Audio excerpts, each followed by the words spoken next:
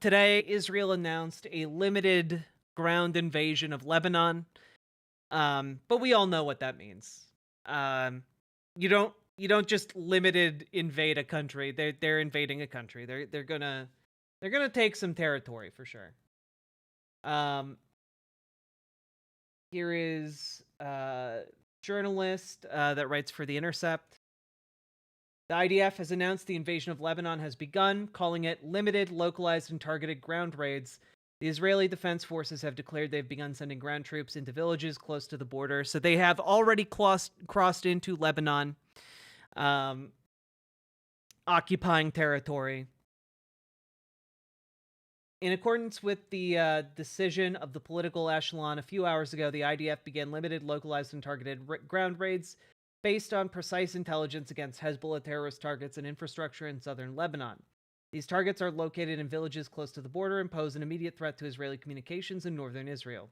The IDF is operating according to a methodological plan set out by the General Staff and the Northern Command, which IDF soldiers have trained and prepared for in recent months. The Israeli Air Force and IDF artillery are supporting the ground forces with precise strikes on military targets in the area. These operations were approved and carried out in accordance with the decision of the political echelon. Operation Northern Arrows will continue according to the situational assessment and in parallel to combat in Gaza and in other arenas. The IDF is continuing to operate to achieve the goals of the war and is doing everything necessary to defend the citizens of Israel and return the citizens of northern Israel to their homes. And you might pause a little bit there and wonder, what do they mean by in other areas? Like what other areas besides Gaza, West Bank, and the occupied West Bank and Lebanon? What other areas are you talking about? Well, worth noting that Israel is also bombing Syria today. This is footage from inside Damascus.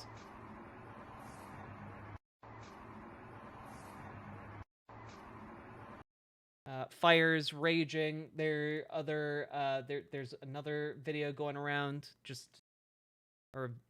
Image. Just explosions in another country. Aren't a lot of Lebanese people fleeing to Syria? Yes.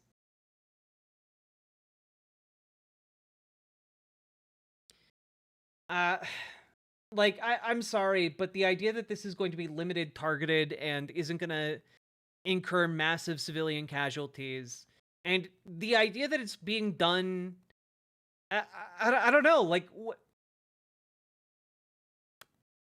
a lot of people are talking about, the sovereignty of, Ukraine, right? The sovereignty of Ukraine. Does Lebanon not get a say in whether or not it gets invaded here? Almost completely absent to a lot of the press coverage in mainstream media in the United States is any mention of the Lebanon's government. How many of you have seen anything said by Lebanon's prime minister? How many of you have seen anything about that? Because the way it's generally being covered right now is entirely through the lens of well, yeah, the IDF has to invade because Hezbollah, but just completely ignoring the fact that there is a sovereign country here that you are invading and carpet bombing districts of their capital. It is very bizarre. And it's not like people in Lebanon don't have modern infrastructure or ties to the United States. In the videos of the bombings, we're seeing McDonald's franchises are open over there, okay? It's not like it's the middle of nowhere. They have the infrastructure to get their message out on the internet, to broadcast.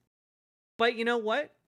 It's just not being picked up by mainstream media here in the United States. It's very bizarre. But here is Al Jazeera reporting on the launch of the invasion. It's 23 GMT, 2 a.m. in Lebanon, where Israel has begun its ground offensive into the south. A short while ago, Israeli forces fired flares into the night sky amid heavy shelling. Israeli soldiers and military vehicles have been amassing along the Well, border. it's not that bizarre, for sure. It is kind of par for the course, but one would think that mainstream media in the United States would treat the invasion of like a sovereign country by Israel with a bit more like skepticism, a bit more scrutiny, I guess. That like one might be able to make the argument that like, oh well, Gaza's not its full own country, so we are that's why we don't hear from their political leaders. But we're talking about a country we have diplomatic ties with. Drive by sub gift. So many buttons. Penny and T. ABWA. Also, Penny and T. I don't know why it just read your ooze as ooh. I don't know why I did that. But thank you for these 17 gifted tier 1 subs. Thank you so goddamn much. Let's just throw that up on the board. Getting us to an even hundo. We are getting so much content tonight, folks. Thank you so much, Penny. It's also what we did with Iraq. I mean, yeah, I mean, it is, that's true, but I feel like that's a bit different when it's us, the Imperial Hegemon, doing it versus like another country doing it. I would expect the media to be a little bit more skeptical, put this under a little bit more scrutiny, do a little bit extra legwork here than how we glazed the U.S. government for slaughtering over 1 million people in Iraq. Oh no, Penny, you're white.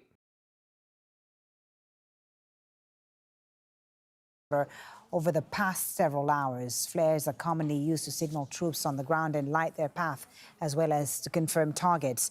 Throughout Monday, Israeli airstrikes continue to target southern Lebanon.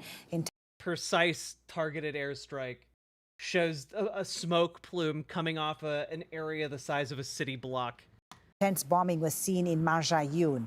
By night, airstrikes hit the area of Tyre near the coast. Hezbollah says it's fighting back with shelling and rocket attacks. Several Israeli airstrikes have hit the southern suburbs of Beirut. A series of loud explosions were heard across the city just after midnight. I'm not the first person to say this. The amount of targeted strikes that Israel is engaging with indicates to me that they've planned this out quite a while ago. And they're using the current, geopolitical crisis. Oops, wrong button. Penny and T, thank you for the tier 4 sub.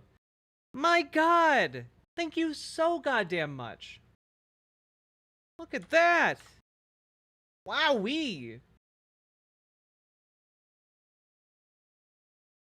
Thank you so much, Penny.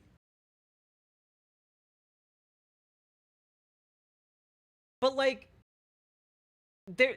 this clearly took a lot of intelligence planning. This clearly was on the docket. And I was watching an interview, I think it might have been on the Majority Report, where they talked, no, it was with, I think Owen, what's his name? He's from the UK, he has good political takes. I think his name's Owen. God damn it.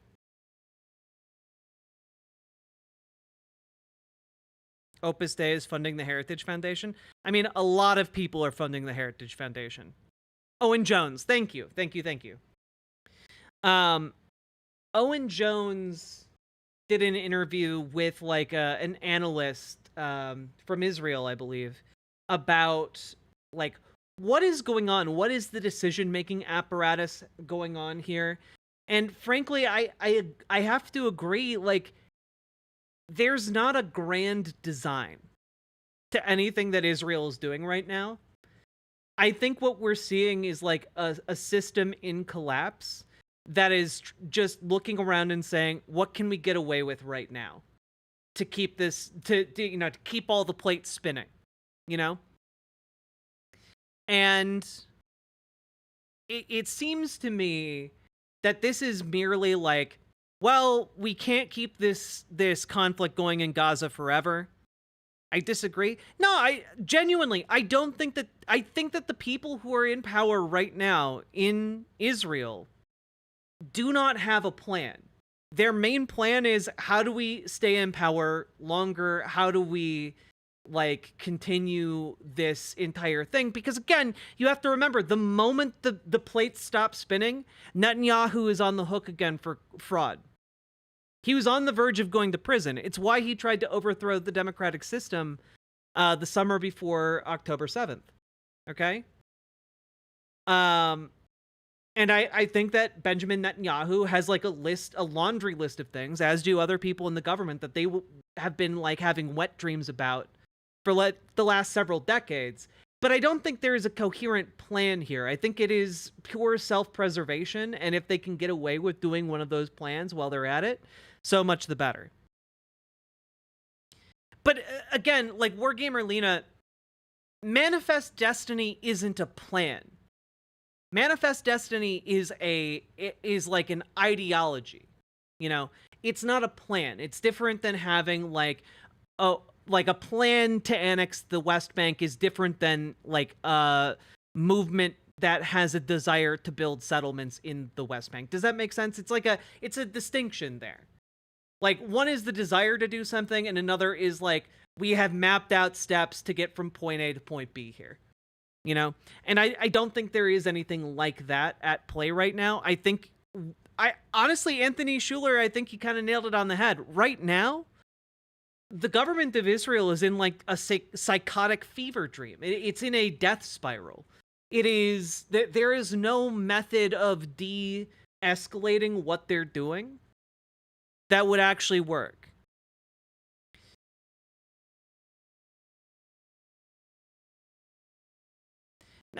No, like Wargamer Lena, I'm aware of the settler colonial movement in Israel. I'm not saying it doesn't exist, but what I'm trying to say is that being of a settler colonial mindset doesn't mean that you have a plan to do something. That is an ideological position. It doesn't mean you have a plan. Prime Kai, thank you very much for the raid. Welcome, folks. Welcome, welcome, welcome. So, I don't know. I feel like there's a distinction there that is worth elaborating on. Mostly because I think that it's leading to a point where we're gonna see some internal action at some point soon. Israel's economy is collapsing. Yeah, it's not looking great. The main thing is, like, if you want to look at this as like a point of like, oh, well, maybe something good will happen then. It's going to be a while until like Israel truly collapses. Like, you can keep up this type of war economy death spiral for a while. You know? They might be trying to prove they aren't the US's puppet by openly sabotaging US diplomatic efforts. Well, that's part of it. But I think that, like, again, it's less a plan and more, hey, we can get away with this. You know? Hey, Danny Boy the Great. Thank you very much. Did Israel ever have an economy without the USA? Yeah, of course.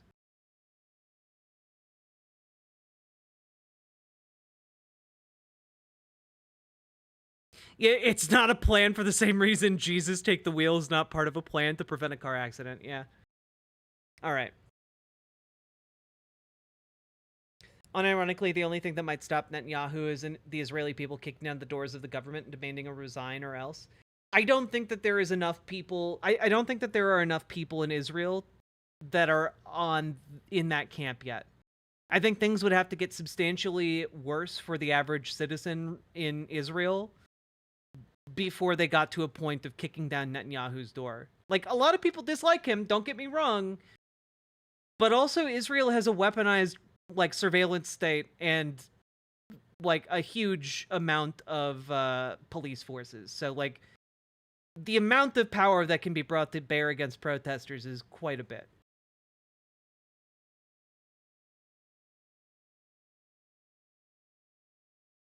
Those attacks came shortly after Israeli forces repeated their same tactic of issuing chaotic evacuation orders that we have seen in Gaza. Meanwhile, in northern Israel, the army has declared closed military zones. Entry to the town of Metula on Israel's border with Lebanon has been prohibited. The communities of Kafar Giladi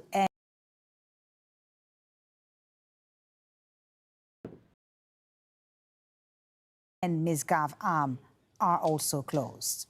Well, we have a team of correspondents covering all angles of this developing story in Washington, D.C., Beirut, Marjayoun, southern Lebanon. But first we go to Amman, Jordan, where Hamda Salhout is. And across all the latest lines coming out of Israel, Hamda, in just the last few minutes, a statement from the Israeli military confirming that it's been conducting limited incursions into southern Lebanon.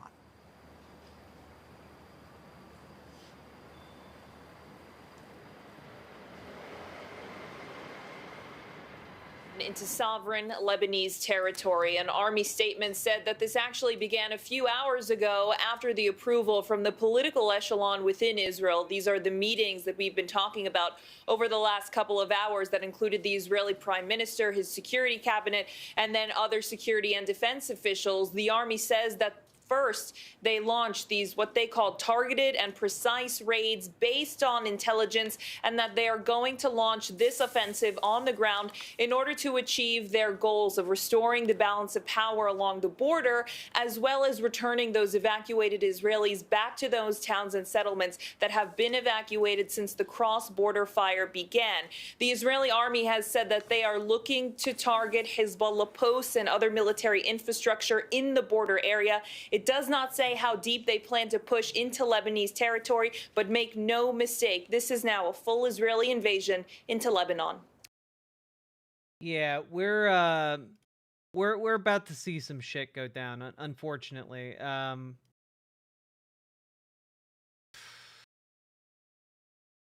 mean, like, unironically here, we have reports of like the withdrawal of Lebanese soldiers from various positions, or Hezbollah soldiers from various positions. I'm sure the line between the two is going to get very blurred by the IDF. Heavy shelling. Got Israeli planes dropping flares in southern Lebanon. Yeah, now we kind of see the extent of where the ground incursions are taking place.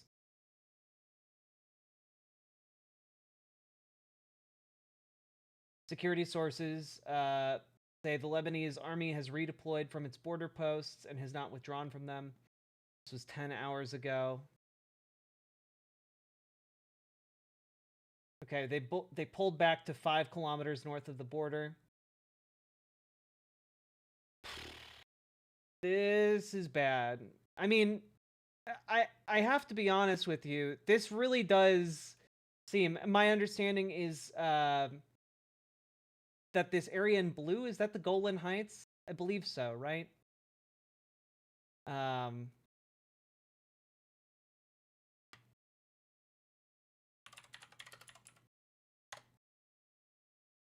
Yeah, this is the Golan Heights. And that was already, that is a legally seized territory that was acknowledged by Donald Trump when he was last in office. It was actually part of Syria, I believe. And you can see that there are some airstrikes taking place in and around Damascus, capital of Syria. Is Damascus the capital of Syria? I think it is, yeah. But this, to me, looks like... I mean, it looks like we could be looking at another annexation under the auspices of having like a buffer zone, kind of like what Russia claimed about Crimea and Ukraine in general. A lot of this seems to be about seizing territory. I'm not going to lie. I think the settler colonial narrative is extraordinarily strong in Benjamin Netanyahu's cabinet of war ministers, and I think that now that Yoav Gallant is kind of estranged from the war cabinet, we're gonna see some increasingly horrible decisions being made. It would not surprise me.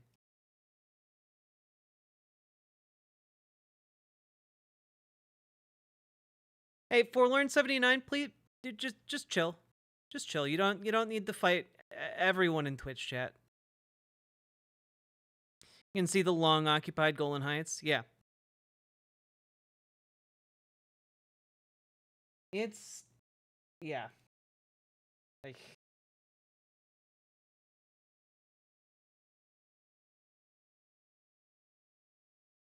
not great. I wish I had I wish I had like a more in-depth thing to say about this, but it's really not great. Like like what do you say to this?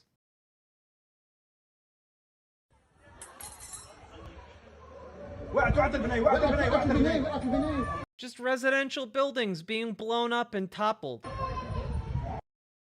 While there are people inside. Look at that. There were people in that apartment complex. And Ryan Grimm, bless him, from Drop Site News. Everyone should go subscribe. One of the men killed in this attack was a longtime science teacher. A former student of his, now working in the U.S., remembers him this way. Odeh Ali Ahmad was a high school science coordinator and teacher for over 25 years. He loved teaching, but also cared for his students. He took time to help students struggling in their academic or personal lives. He was killed with his son and daughter in the city of Ain ed Delb, near Sidon, along with at least 35 other civilians fleeing Israeli bombing. He was from the city of Kfar Rumane. Like, Israel might be carrying out targeted strikes, but it's killing a lot of civilians too. And again, this is going to be this will be, if this ground incursion expands, as it almost certainly will, we're looking at this type of atrocity happening nonstop in Lebanon. Because my understanding is that currently the kind of ground fighting we're seeing is almost guaranteed to expand, because every single time Israel has invaded Lebanon, that's what it does. It goes poorly. It becomes like this intractable conflict because you're invading one of the largest paramilitaries on earth on its home turf, along with the Lebanese army. Like, this is not going to go well for anyone involved except for the people at the very top in Israel who politically stand to benefit. I did hear that Bernie proposed a halt to any arms sales to Israel. He did, which will be good. But, yeah.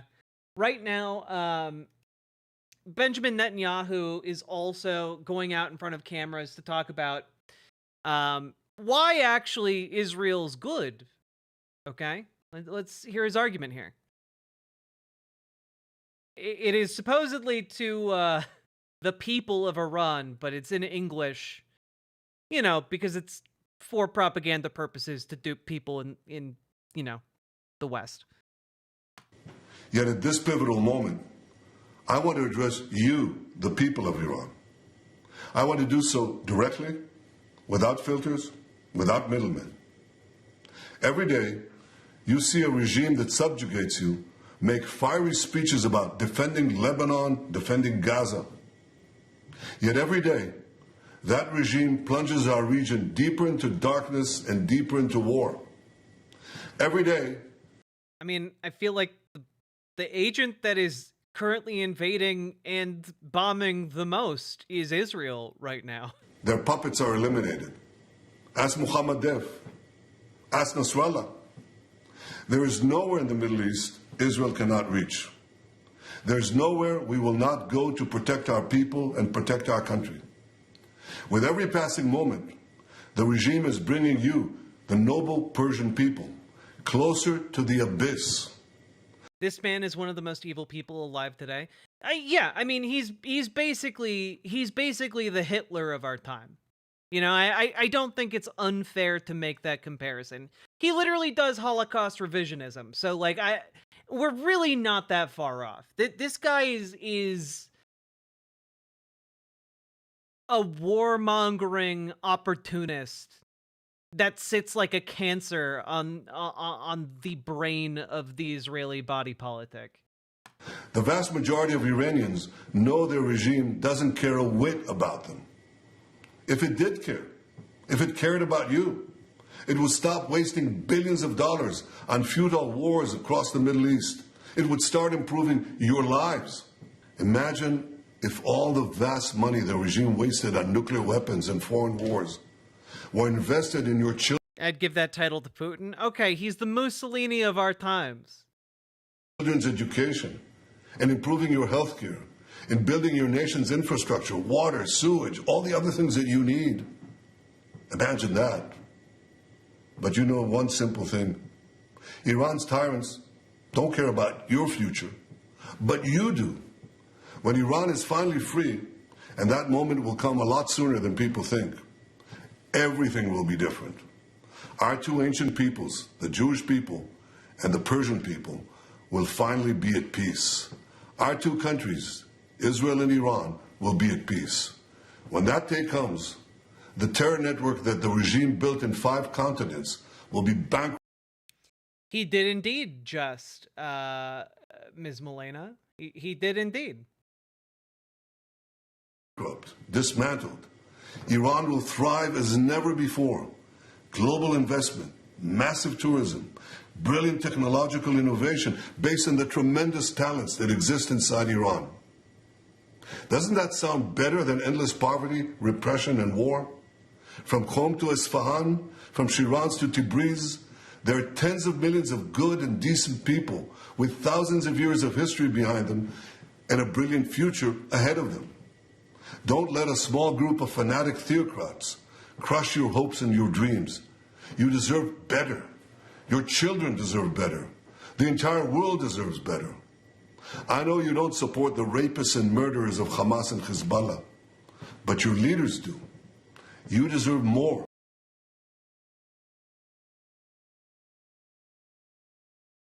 Again, worth pointing out that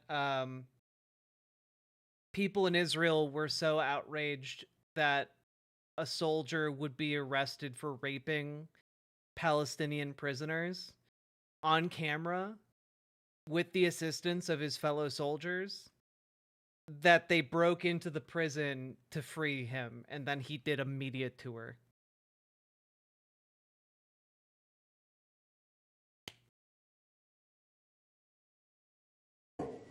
The people of Iran should know Israel stands with you. May we together know a future of prosperity and peace. This literally makes me 100 angry on like 100 different levels. Yeah. It is infuriating to see someone try and like take the high road after they have killed tens of thousands of mostly men or mostly children. Sorry.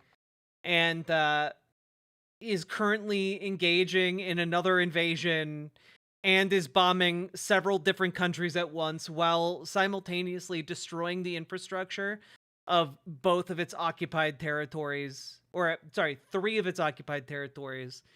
I don't know, it just seems kind of monstrous. What can I say? Seems fascist, to say the least.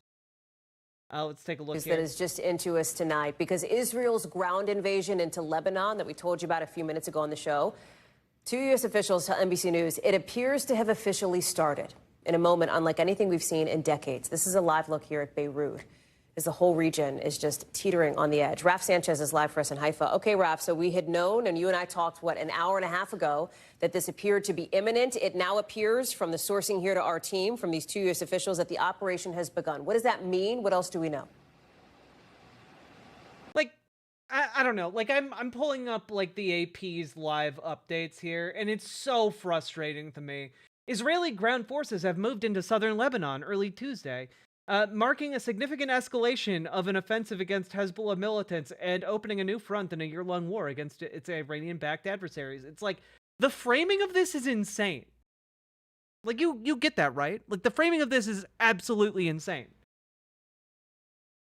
Oh yeah, does invading another country mark an escalation? Does it really? Wow. Also, what does the country of Lebanon think about this? You know, like, what does the country of Lebanon think about being invaded? Because Hezbollah isn't the only thing that's in Lebanon. Right? Like, how is this the opening of this entire coverage?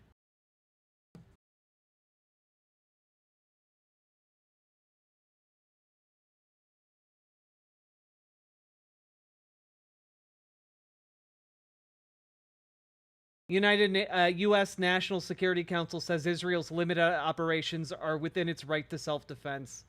Yeah, of course. Of course. Oh, however, the NSC warned an expansion of that operation was a risk. It added that a diplomatic solution was the only way to achieve lasting stability along Israel's border with Lebanon. Or, you know, they could just take over the entire country. You know, like they could do that. Is probably their thinking. I just,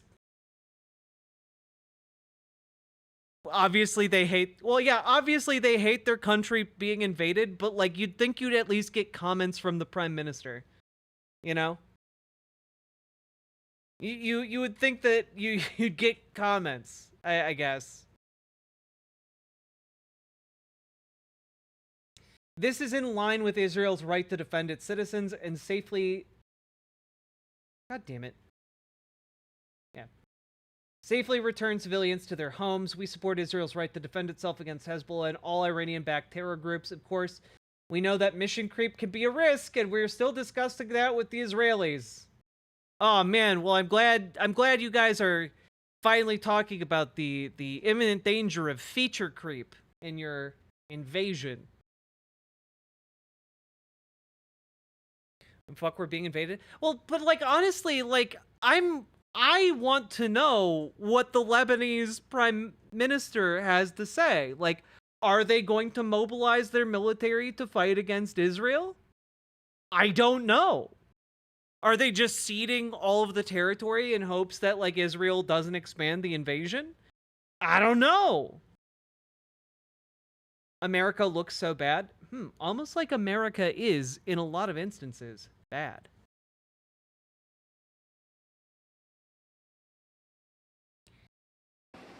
So, Hallie, as far as we can tell, it appears, according to these two U.S. officials, that Israeli ground forces have begun the process of crossing the border into southern Lebanon. We don't know exactly where, but earlier on tonight, the Israeli military declared a closed military zone along the eastern edge of the Israel-Lebanon border. There was intense Israeli artillery fire into villages on the other side of that border where Hezbollah forces, according to the Israeli military, have been positioned. So we believe that is likely to be at least the first location that Israeli forces would cross the border. But it's very possible, Hallie, that Israel, given the number of troops they have massed here in the north, could seek to cross the border in a number of different places. That border just about 15 miles north of where we are now.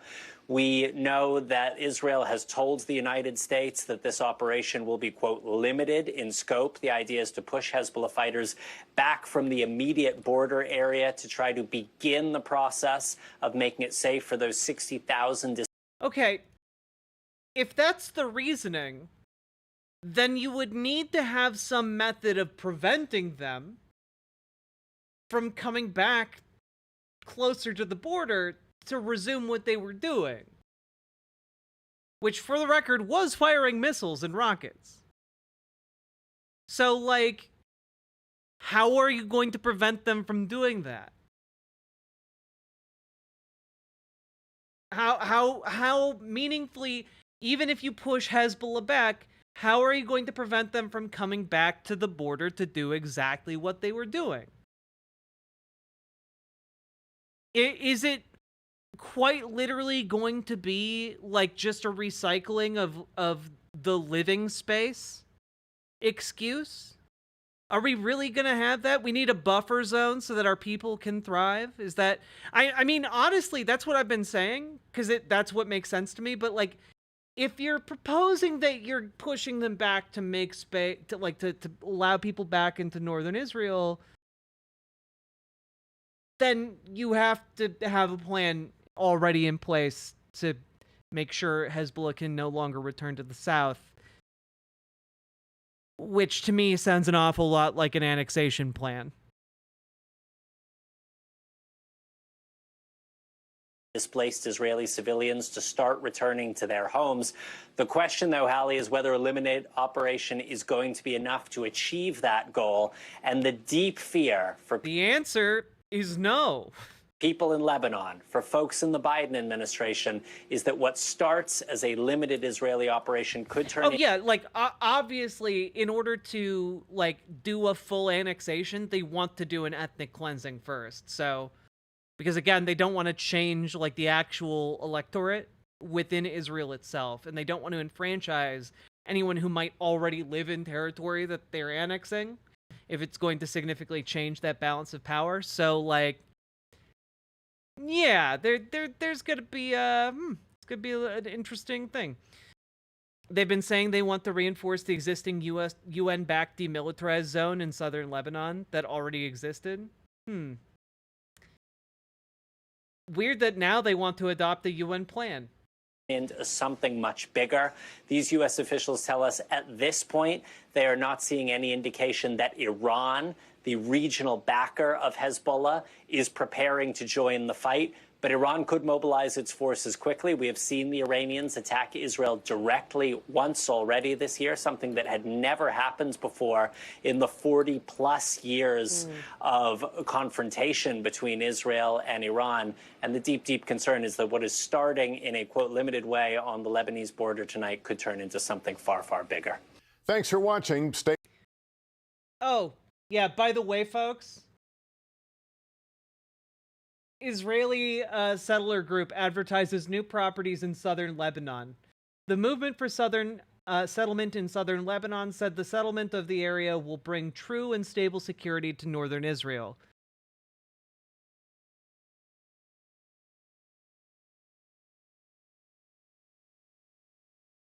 Like, I don't know how much more on the nose it can be. An Israeli settler group is promoting new properties for sale in southern Lebanon. Can we just, like, click on it?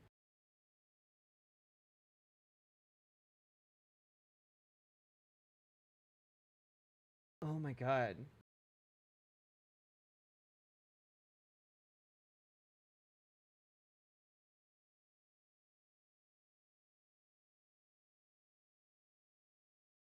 After the elimination of the Hezbollah leadership, do you dream of a big house, a view of snowy mountains, and a warm community in the land of our ancestors? The advert reads. The extremist settler group emerged in March as a fringe movement to push for the settlement of southern Lebanon, which it said would bring true and stable security to northern Israel and enable the country to reclaim its biblical borders. Again, this is why I keep talking about the Greater Israel movement, guys. These fringe groups are getting more mainstream acceptance. You know?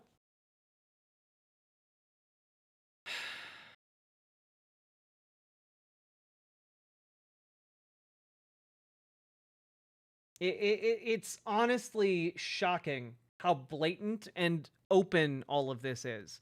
Yeah, the biblical borders, by the way. One, biblical open to a lot of debates. That one. But let's just take a look. We need the Greater Israel map.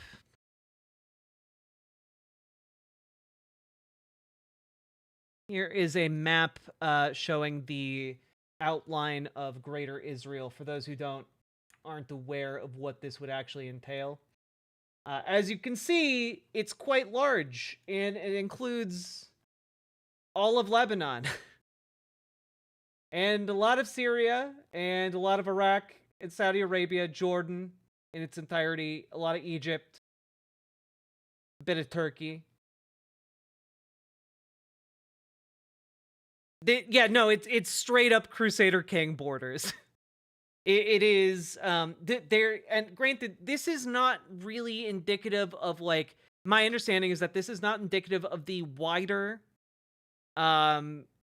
settler colonial movement, but this is the direction it's moving in. Like, currently, the current majority of settler colonials in Israel are looking to settle, like, the occupied territories, East Jerusalem, the West Bank, the Gaza Strip. Those are the three that they really have their eyes on. But there's gaining momentum for, Syria is really bad, right? It's part of the curse that the Prime Minister Netanyahu was talking about. So, I mean, maybe we got to remove some radicals over there too. And wow, suddenly we're a lot closer to the borders of Greater Israel. Yeah, Mr. Anderson, exactly. The United States is going to position itself very specifically to prevent Iran from doing a direct attack, which is very much why I believe Iran is not engaging directly with Israel here. It's why they've been trying to rely on their proxies in the face of escalating Israeli aggression. But, it really is kind of like how much can Israel get away with? And unfortunately, I think that the United States is probably, at least until Biden's out of office, going to stand by and support Israel doing whatever it wants to in Lebanon. Literally whatever it wants to.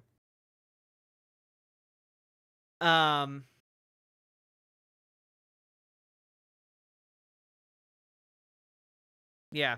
It really is one of these things where, you have even U.S. politicians talking about the need to turn currently occupied territory that is being occupied by Israel into, like, malls and parking lots and, like, settlements for Israeli citizens. It's telling that that's where we're already at when it comes to Israel, but now we're seeing it spill over into an even wider region. Gamerjeet, Donald Trump would absolutely greenlight U.S. military support to do anything and everything it can to support Israel and, like, doing even more invasions. Donald Trump would view it as a win. Donald Trump already gave part of Syria to Israel with the Golan Heights, I think Donald Trump would be like, Syria, I don't care about that. Yeah, they can have it. Whatever. And, like, they would invade Syria, like, the next day. Are you kidding? Or you have, Jordan might be an exception. Egypt, they probably don't want to tangle with anytime soon since it's a military dictatorship. Mr. Anderson, thank you for the 10 gifted memberships over on YouTube. I very, very much appreciate that. Thank you so, so much.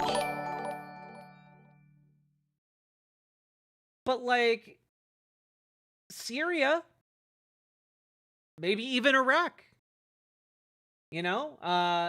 both of these could be excellent candidates for, Israel to invade.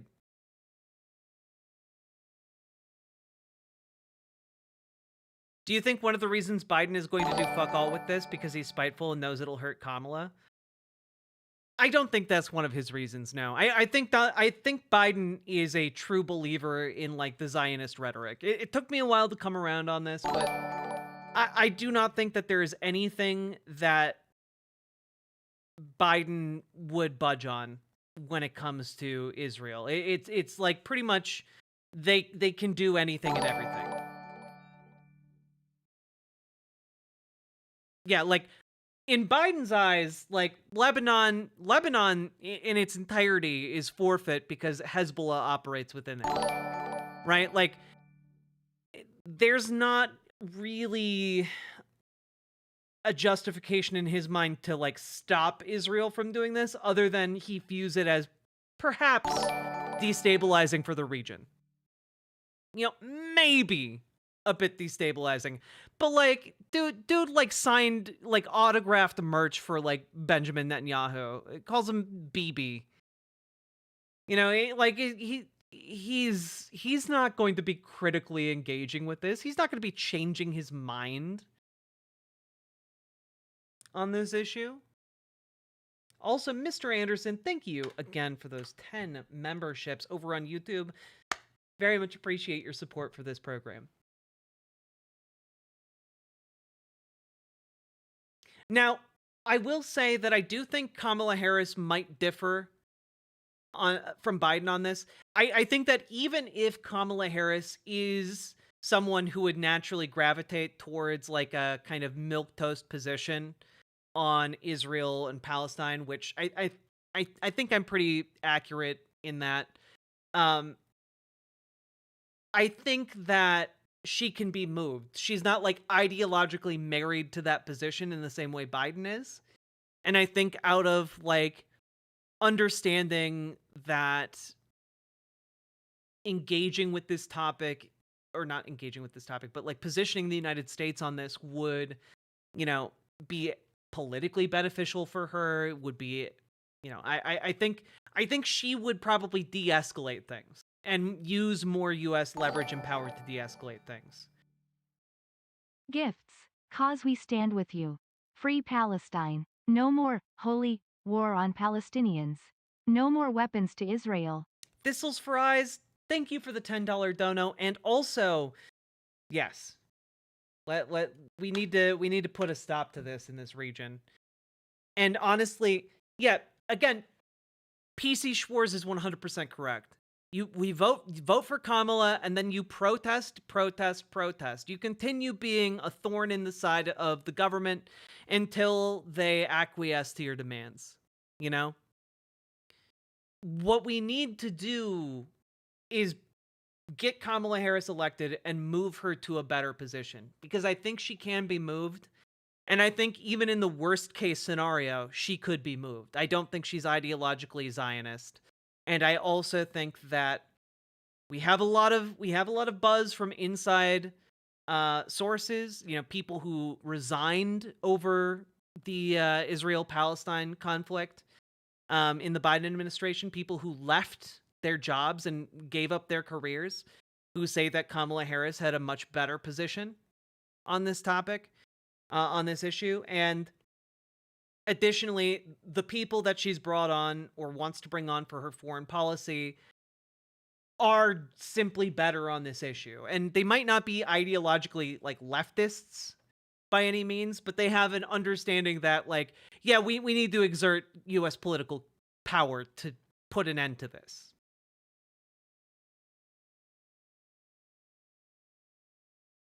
She's also a lot less stubborn than Joe Biden. Yeah. That's one of the things, right? Like, it's one of the downsides and the upsides of having like you know, a presidential candidate or president that is not married ideological to any position. It means that they can be moved on issues. You know, Obama moved on gay marriage. You know, like Kamala Harris, you know, moved on Medicare for all, unfortunately, but we can move her back. See, that's the thing, right? Like, you can move for better or worse, but if we want to move her better, it's just a matter of turning out the protest. Versus with like Donald Trump, if you turn out the protest, he's just going to order ICE to black bag you.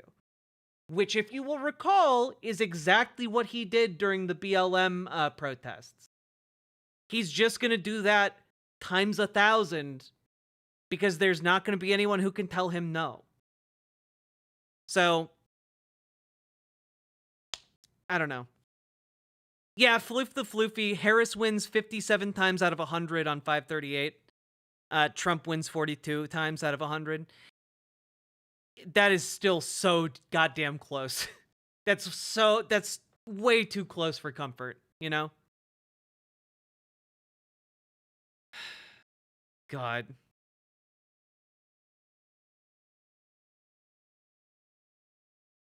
Yeah, in swing states especially, volunteer to get out the vote for Kamala Harris. We need to get people, uh, both Kamala elected, but also the people down ballot elected. You know, Ugh. Hillary had better chances. I mean, I think a lot of things are gonna go in Kamala's favor ultimately, but it's gonna be a hard issue. There are 143,000 volunteers in Florida, Dragonfly? Was that a typo? Did you mean like 14,000? That is a number of volunteers that actually makes me think like Florida? Okay, with that amount of people power, Florida might be on the table. That's actually crazy.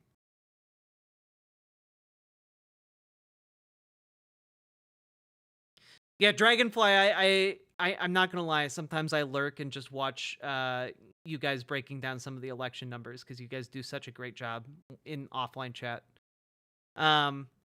Is it really 143,000? Apparently, people in the know. Dragonfly. I don't know. Like I can't tell you for sure that like Florida's gonna go blue. Like, but it's not a non-zero possibility, you know, like, which is kind of crazy. Or I think we might see like a North Carolina.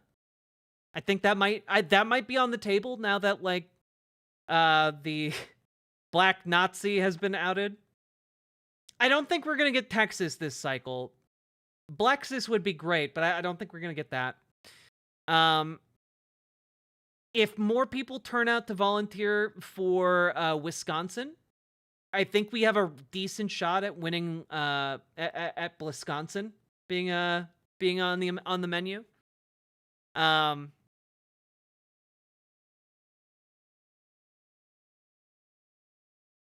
If it is to be believed that North Carolina Dem governor candidate is 18 points over Mark Robinson, could Kamala steal a state she otherwise had no business in winning by virtue of turnout? Yes, sidewalk connoisseur. It is entirely possible that people might be dissuaded from voting. If, you know, they might... and granted, it might not be a large number of people, but like even a swing of 1% might swing North Carolina, you know? The crazy thing is Mark Robinson is still polling 36% after the Nazi scandal stuff. Well, that's largely because, you know, that's the floor of the Republican Party. You really would have to like murder a baby on camera to go lower than that in the in the Republican Party.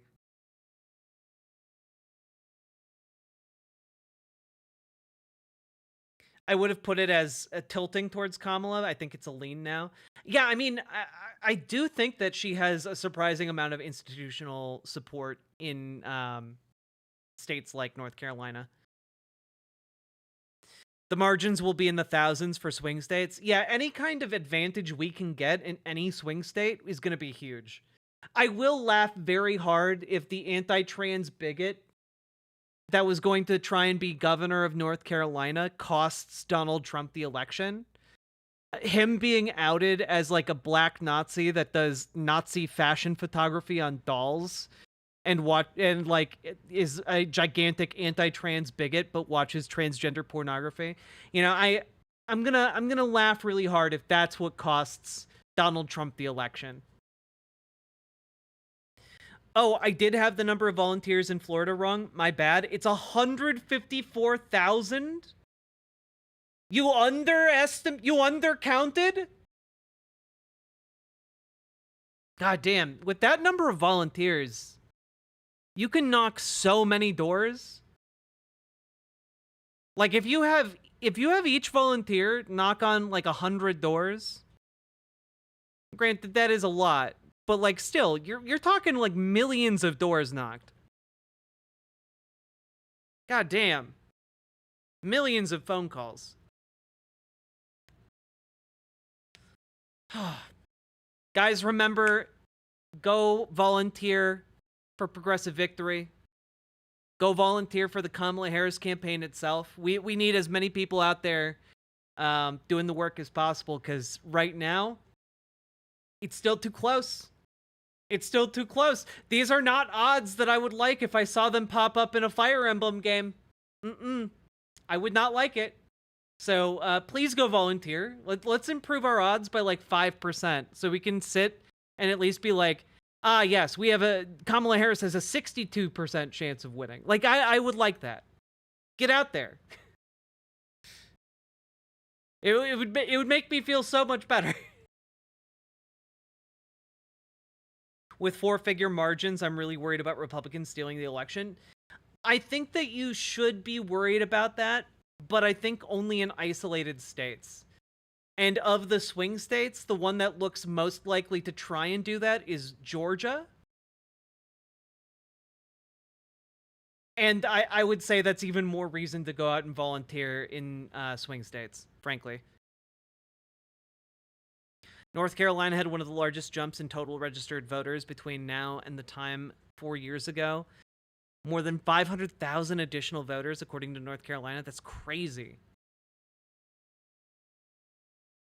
Yeah, Harris and Trump are neck and neck in Michigan and Wisconsin. Yeah, we need to get out. We need to get out and knock more doors. Phone more banks.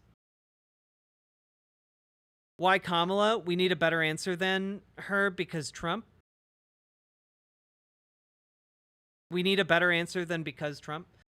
Well, frankly, I think because Trump is a pretty good answer to that question. Like, even if Kamala Harris was like a, inanimate lump of rock, she would do a better job as president than Donald Trump. She would do less harm as president than Donald Trump. If she, I literally opened stream today with Donald Trump advocating for a second Kristallnacht against immigrants and criminals and undesirables in the United States.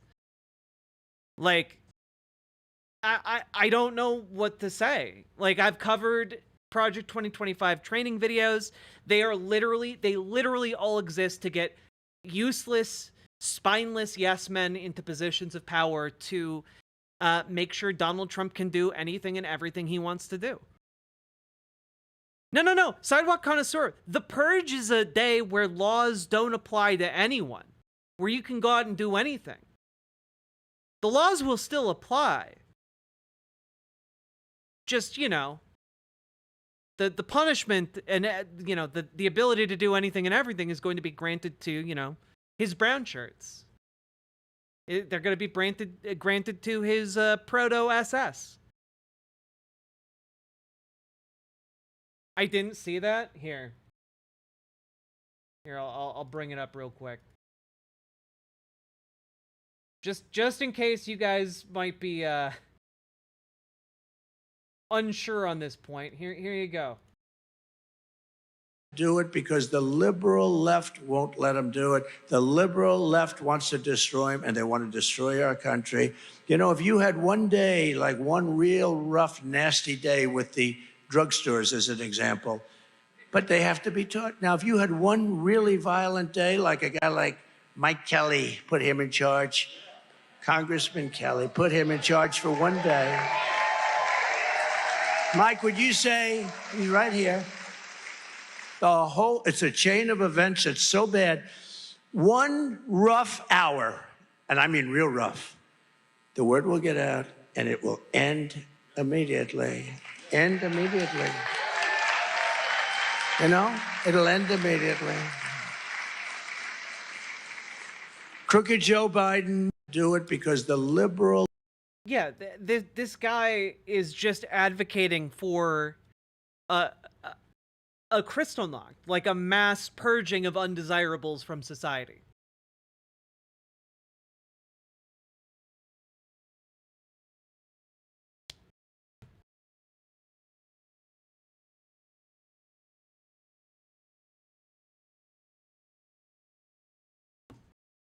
He is advocating for a day during which the authorities, vigilantes, whoever can show up at your doorstep, brutalize you, steal your stuff, and kick you out of town if you are in any way seen as undesirable to the state.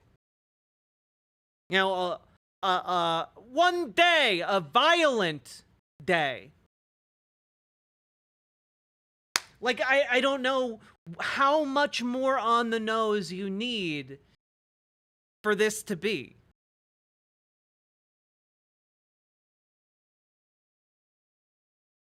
But also, we have other reasons to vote for Kamala Harris. Again, she's going to be better on trans issues, on LGBT issues in general. She's going to be better on labor. She's going to be better on a lot of different issues. But I think what I have to say, because she's going to have issues. She's not going to be great on everything.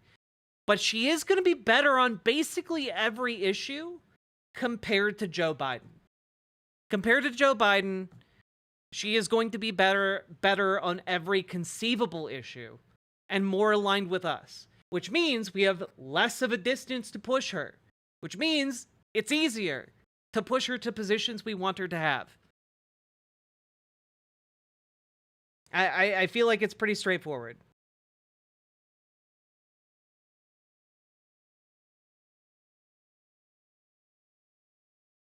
Can't even have nice things on my birthday? Wait, Greaves, it's your birthday?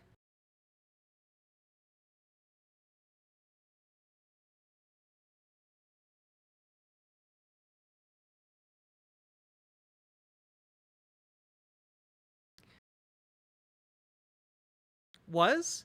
Well, Greaves, happy belated birthday. Happy birthday to you. Happy birthday to you. Happy birthday, Greaves Underground. Happy birthday to you. And many more. Happy birthday.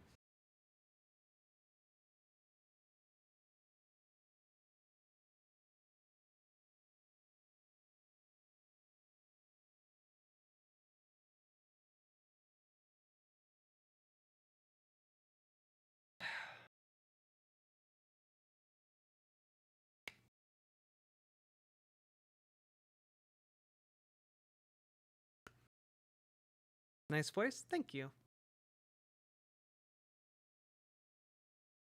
The best reason to vote for Kamala is the fact that the other person is a literal fascist. I agree. It's the top one on my list.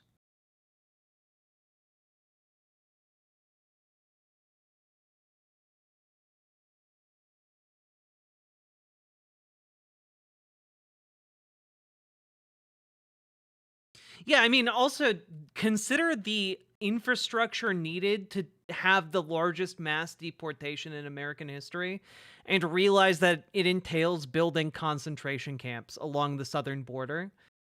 And the amount of cost that it would entail, and how suddenly, weirdly, we will have a ton of money to build all of that infrastructure, but then, it might be too expensive to send them to another country, and then you have a certain problem that needs a final solution.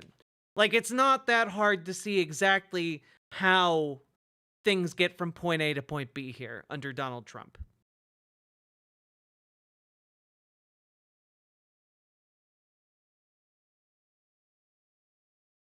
Thomas and Alito will never retire under Democratic administration. They've made this known. Yeah, if we had a president with a spine, we'd just expand the courts, but we don't. How do we get trans rights reinstated in red states? Is that a doable goal? I mean, we would need to have a federal protection for it, you know, which would require us to have a majority in Congress, in both houses, or both the House and the Senate. So, like, I don't know if we're gonna get that, frankly, but we'll see. Maybe we will, and maybe we'll, or maybe there might be a slight Republican majority, but we can, like, pick off support